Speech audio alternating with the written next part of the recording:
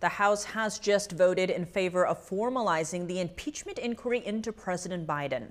It's a major next step in the House GOP's probe into the Biden family's business dealings.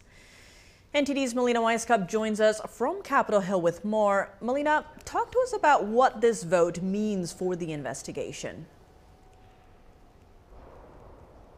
Good evening, Tiff. Well, the impeachment inquiry that the House just passed along party lines essentially authorizes the House to keep doing what they've been doing with regards to finding more information on the Biden family's cash flow, as well as trying to answer the question as to whether or not President Biden had a direct involvement in his son's foreign business deals. One key thing to point out about this impeachment inquiry is that Republican leadership has been hammering the message that there is a difference between the impeachment inquiry that just passed the House and taking a vote to directly impeach the president. This distinction allowed them to shore up more Republican support from skeptical Republicans, especially those from swing districts who are not ready at this point to vote to impeach the president. Meanwhile, some other Republicans say that the evidence is enough for them, and they're hoping this process moves quickly. Here's what lawmakers were telling me ahead of tonight's vote.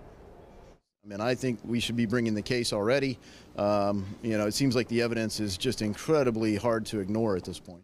Direct distributions of hundreds of thousands of dollars, even millions of dollars, into 20 different accounts, 5 different family members, at least that I know of, from 5 different countries. Show me where you gave the loan.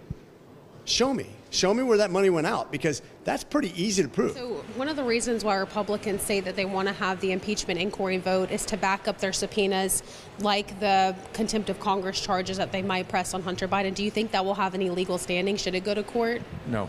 Why? Because we made the same mistake in 2019. We formally voted the inquiry because we thought it would help us with enforcing subpoenas. It did not. And that last point you just heard, Tiff, speaks to another meaning of this impeachment inquiry, and that is that Speaker Johnson and his leadership team have insisted that this will give them a better legal standing in court. This will better allow them to enforce their subpoenas. Although, like you just heard from Congressman Jerry Nadler, who's the ranking member on the Judiciary Committee, from his experience, it may not actually play out that way for Republicans. Some other Republicans whom I spoke with about this told me that they are skeptical of the DOJ's role in this and how well the agency will enforce those subpoenas. Tiff? To that point, Melina, Hunter Biden defied his subpoena today. What can we expect to see from the Republicans? Well, Republican Chairman James Comer and Jim Jordan say they're ready to start those contempt of Congress proceedings against Hunter Biden. He did not show up for that deposition this morning at 9:30, though he was here on Capitol Hill as a way to show that he's trying his best to comply with Republicans' demands, although he's insisting that he'll only testify in a public setting instead of a private one. Here's what the president's son had to say on Capitol Hill this morning, as well as how Republicans responded shortly afterward. It's shameless.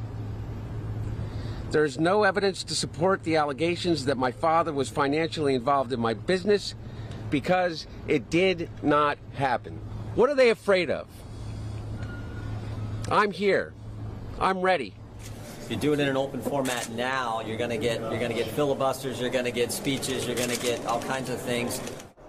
Now, Republicans have offered to let Hunter Biden testify in a public setting after that closed-door portion is over with, but now they're moving forward with these contempt of Congress proceedings, which carries a maximum of 1 year in jail for Hunter Biden if he is found guilty here. Tiff, back to you. Thank you for that update, Melina.